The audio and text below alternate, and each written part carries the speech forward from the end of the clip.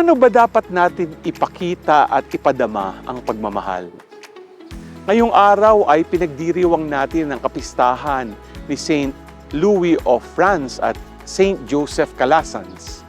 Si Saint Louis ay isang hari ng France na naging parte ng 2 crusades sa kasaysayan.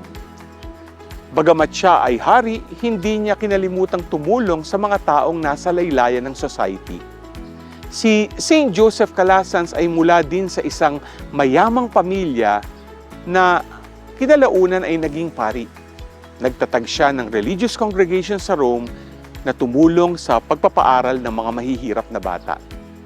Parehas nilang pinakita ang pagmamahal sa kapwa at sa Diyos sa pamamagitan ng kanilang mga gawa. Sa gospel natin ngayon, binigay ni Jesus sa atin ang greatest commandments.